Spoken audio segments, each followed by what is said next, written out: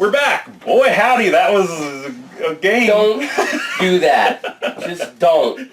Don't you ever do that again. Ma'am. Oh my god. Alright, anyways. That was... Ooh, I didn't even see that. That's cool. a really cool picture. Look at that. Anyways.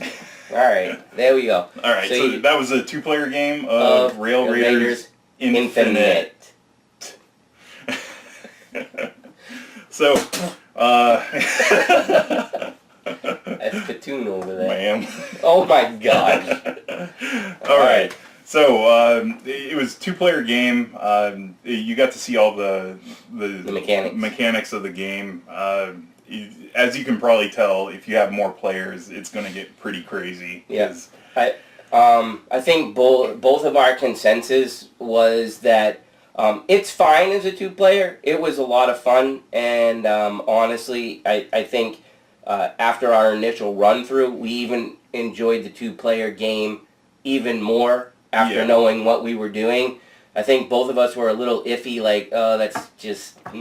Yeah, in our first run, I had the feeling where it was like all the other games where they say 2 players, but it's really better at more than 2 players. But the one that we recorded actually was more fun than the when first one, when we were trying to learn the game. But that being said, I think just even one more player, I think the sweet spot for this game is probably, we haven't done it yet, but probably 3 and 4 player. Yep. 2 players was certainly fun. A lot of interaction between the 2 players. And Jeb and I have... I don't know if we've ever had a tie in any game we've ever played. Not just stuff we've recorded. Not that I can remember. I can't either. But this is one of the few games that really doesn't have a tiebreaker either. And the one that comes to mind, I think, was Stone Age, where you tie. It might not... there was one game you tied... But then we saw that you actually were the winner because it was like the winning condition. But yeah, no that was I think that was Heist. I think it was actually a tie at the end of Heist, and I won because of the tiebreaker. Yes, that's it. But anyways, we digress. Yeah. All right, so thumbs up, thumbs down. I like it. I think that it's a pretty accessible game. I probably. I'm not going to put it in my top 10 list, but I think it's solid. I love the miniatures. I always love the soda pop miniatures. I think they're going to be super fun to paint. I love the Western theme. We don't get a whole ton of Western theme, and they did mix it in with a little bit of fantasy stuff. Yeah, when I was reading the rule book, I was actually getting pumped up because I was like, man, we're on this heist. We're gonna get some coins, steal some stuff, knock some people out. I was like, yeah, this is gonna be fun. And then I didn't roll hot when I needed to win. We both like the mechanic of rolling poker hands. Even though you probably, could use just regular die. It's just got a nice Western feel because of that. Yeah. Playing the poker hands was really cool. I'll caveat this statement because we haven't looked through all the characters and stuff like that, but the couple that we looked through so far, nothing is like, oh my gosh, I want to play that one every time because I'm going to win if I have it. Maybe there is somebody like that. Hopefully, because it seemed like, and even the special powers that you picked out of the deck, it seemed like they just kept it simple. Like, okay, you get a die, and you don't keep the die unless you got a weapon or something forever. It's just like, okay, this one turn, you've got a little bonus, and then on top of that, when it came to grit cards or whatever, or even some of the loot cards or what have you, they were kind of one-shots. Like, and even the bad effects sometimes, like, the grit cards was like, okay, you just battle one time. It's not like it stayed there forever. Right. So I think that probably helped with the balance, not anything getting way up there. Right. The fact that you can't stack weapons. Yeah, that would be ridiculous. You could combo like, oh, now I have 7 dice, and every time I kill a lawbot, I can kill another one. Right. That's just completely overpowered. Yeah. So that was good on their part for for limiting you choose one weapon. You can hold as many weapons as you want, but you have to choose one for battle. Right. The components that you got to see, obviously a little bit are from Kickstarter, but everything, even the cardboard stuff is nice.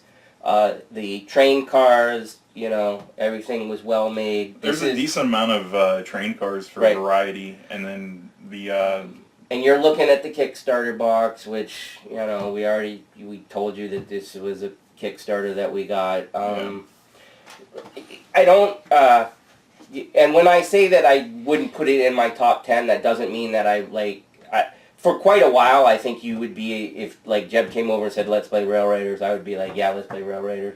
Especially if I could introduce some other people with it, because I feel like not being super high strategy or super complicated, you could get people in. I think it's a high interactive game, because it's like, I'm going to move you, or I'm going to, attack you, or I'm going to take your gold, or whatever. And being as it's pretty compact, like, you can't get that far away from your opponents. Right. Yeah. Because even in a bigger game where you get the extra cars, well, then there's extra people. So the feel is still going to be pretty close, I think. Yeah, to the same. The only way I see somebody running away is if they can get, like, an awesome hand, and at the very beginning, like, one of the awesome hands, and try to hop to the front of the car or the locomotive. Because then you're, like, if it's, I don't know, 4-player game, if you can get really far ahead, then that's a little bit better.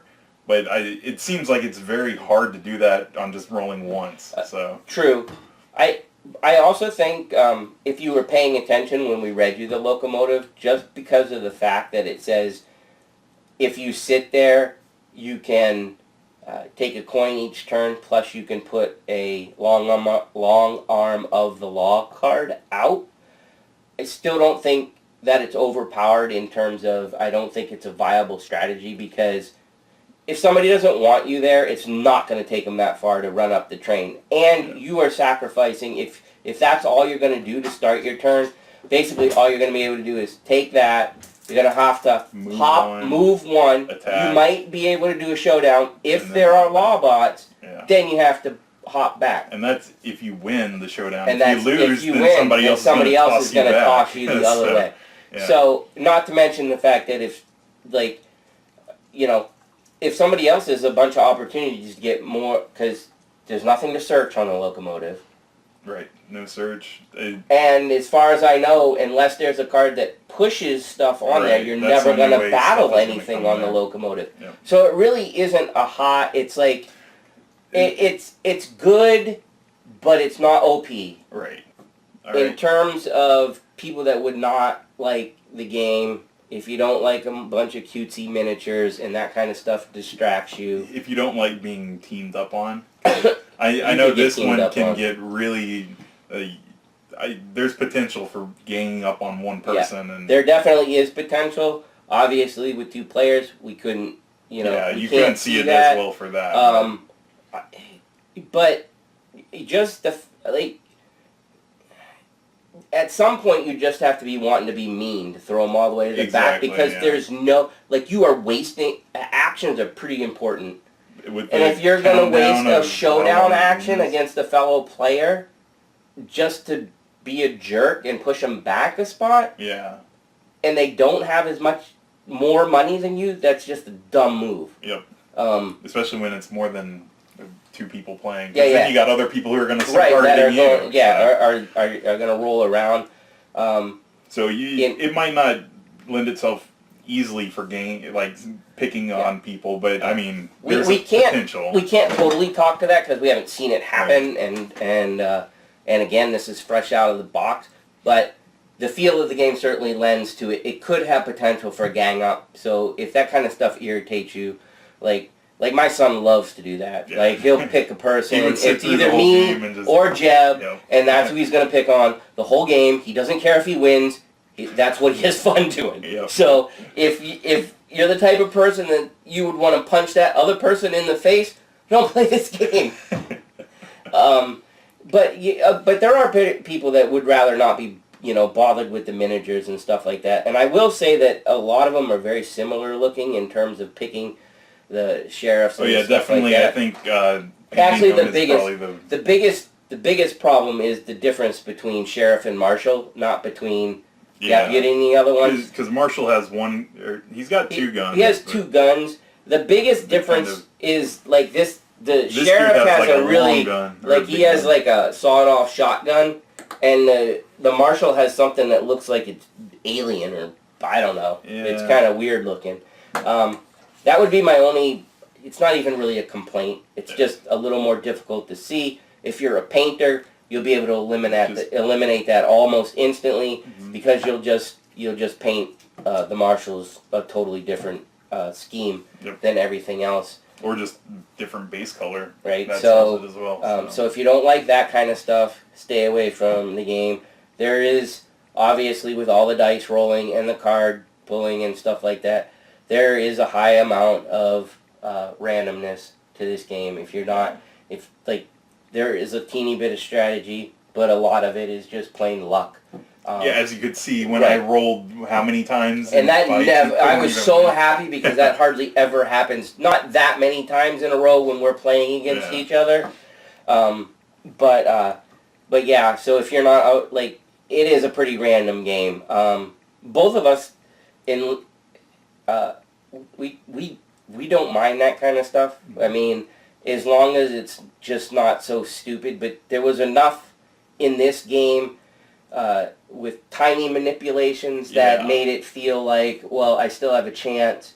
I think the worst, and tell me what you think, is like the very beginning of the game before there's nothing and they're just straight up rolls. 5 versus 5, it really just almost feels like, oh, this sucks because there literally is no manipulation. Once you just get one... Even if it's just an additional die or one reroll, right? Make and even if it's just one turn that you have that, it makes the feel of the game just so much different. But I guess the point is, like at the beginning of the game, though, you haven't stolen anything yet. You haven't done anything. And I wouldn't say that was a huge complaint. It was just an observation that I personally thought. No, I understand because when we played before this, it was I know Mickey had gotten a loot that was a gun that gave him an extra die, so he was rolling 6 every time, and then I still had I didn't have any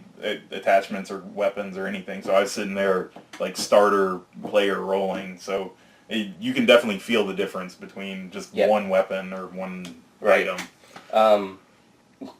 We barely got to we didn't even look at all the... There's so many loot cards, there's so many long armor... I don't even know how many different... If there's a lot of I mean, there are a lot of repeat stuff. Oh, there's a cowboy hat. Discard this card during your turn to take a 4th action. Oh, that's pretty cool. Oh, does it say you can do repeat something too? I just lost it. Shush, you have to talk about something. I like the... It does. Tell me to talk and then you interrupt me. I caught you off guard and couldn't say anything. I was going to say hi. No, you went, blah, blah, like that. Ma'am. Anyways, cool cards in a loot deck. What were you going to say? Oh, the High Noon. There is a ton of replayability because you're not using the entire High Noon deck. As Mickey pointed out when we started playing, that I didn't pull them out. It's so small compared to what the actual and even if you were playing with 4 players...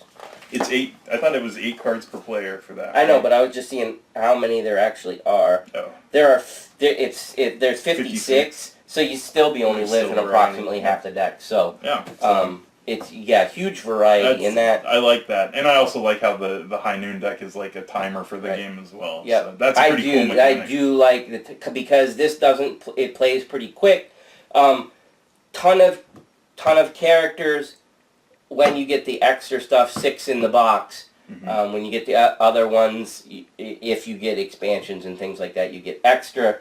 Just so you guys know,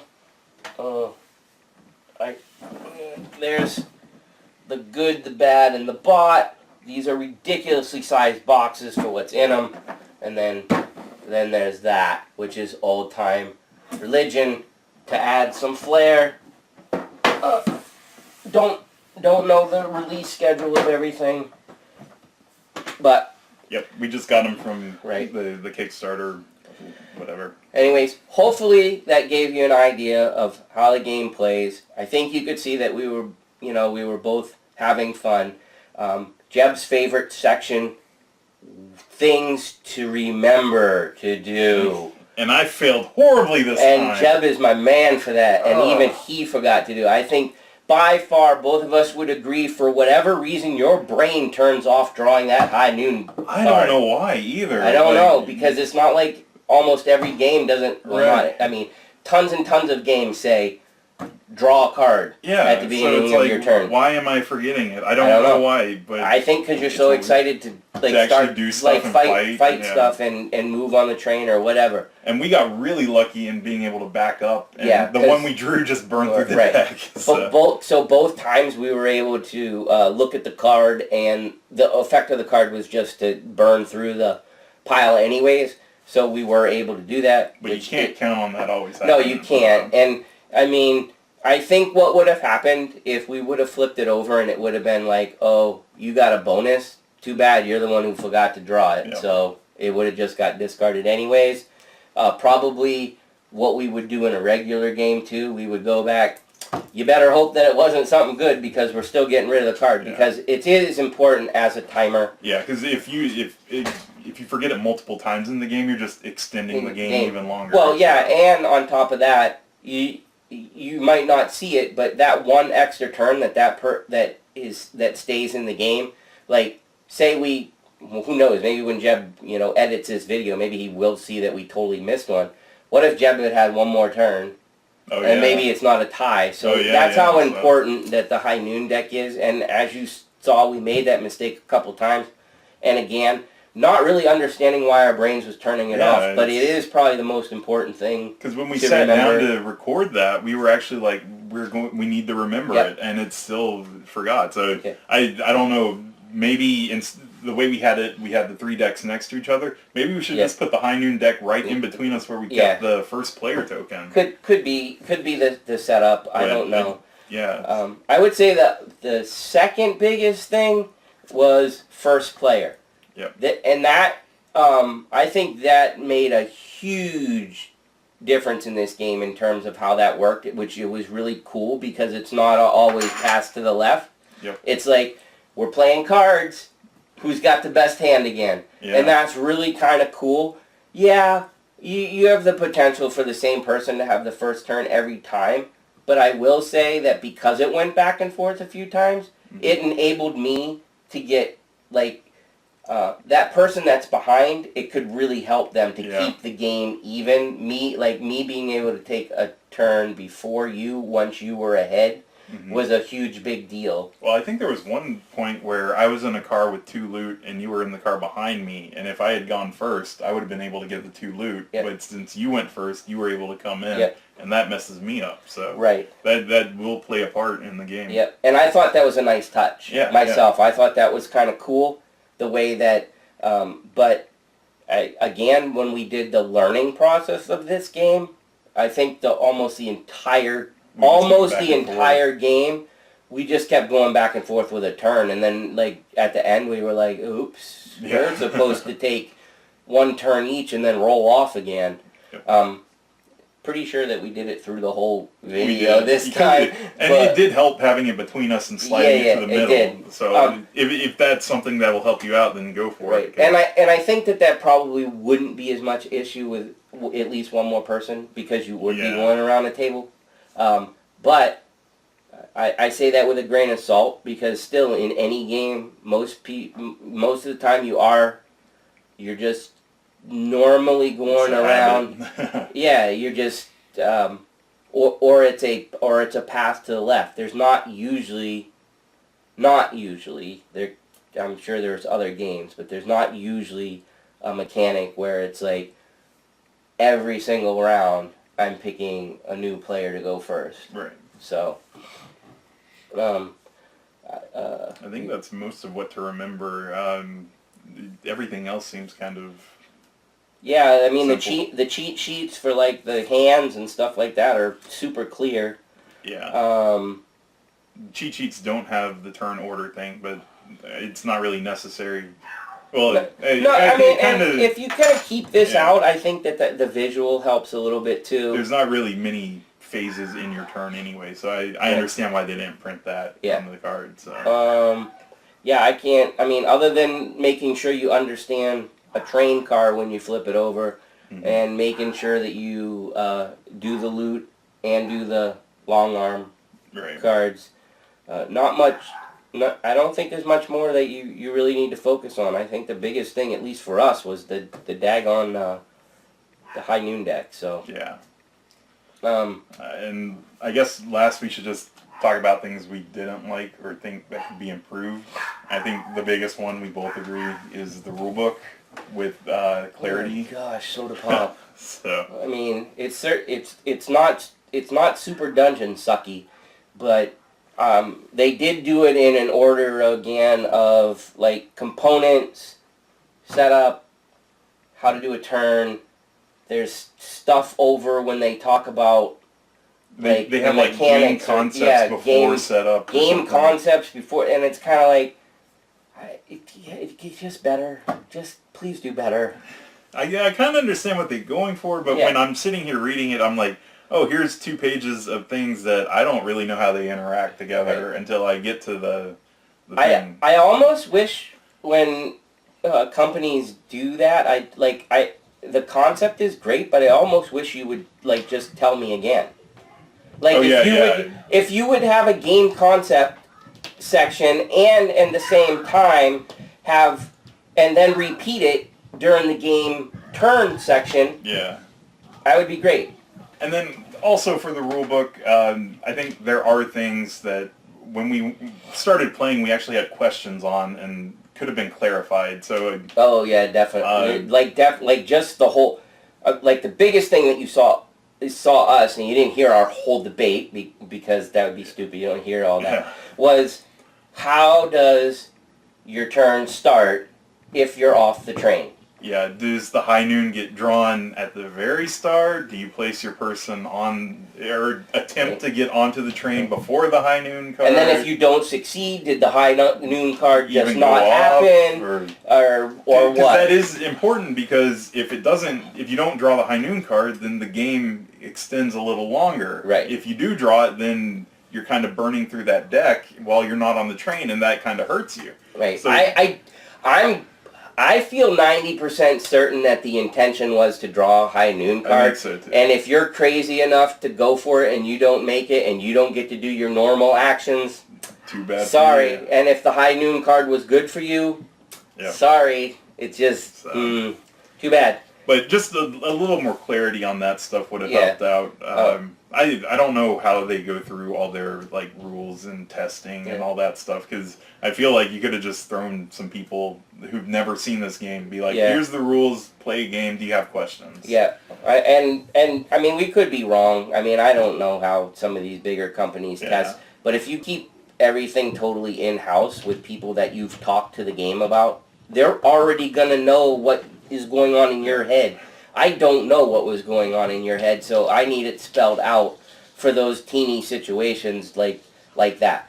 That being said, the rulebook could be a lot better. Please don't take that as it's it's not like the worst thing in the world. Right. Like we were able to get through almost the entire game. It's just like a small couple questions. Right, and there's and none of those weren't like I can make a decision and play it like this, and the game's gonna be fun. Right. Either way, that you like, if you guys like, if you totally disagree with us, and and Soda Pop doesn't come out and say this is the way it is, fine, play it your way. It's still gonna be super fun. Yeah. So. And it's definitely a step up from Super Dungeon rules that first time, right? You gave up on those days. Yeah. So. I think that's about everything for this. If you guys have questions, comments, concerns, suggestions, any of that stuff, definitely let us know. I know there's some buzz going around on the internet with the Kickstarter. We won't really go into that. Yeah. Some people feel some way, other people don't feel that way. Whatever. It doesn't have much to do with the game. It has to do with missing components and things like that. And all right, that'll get straightened out. And yes, it sucks when that kind of stuff happens. But as long as they take care of you, at the end of the day, it'll all be okay. Because guess what? From everything that we're missing, we still got to play the game, so it's not that bad. Yeah. All right. So also check out our other videos. We've got lots of them in our catalog, and I'm sure you'll find some video that has me doing something stupid or making Mickey very angry, ma'am. I'm not a ma'am. But it seems it's so natural with the cowboy hat, ma'am. I feel like okay, I might probably die in the Old West. Go now. All right, ma'am. Boards and booze, booze and boards with Mickey and Jeb.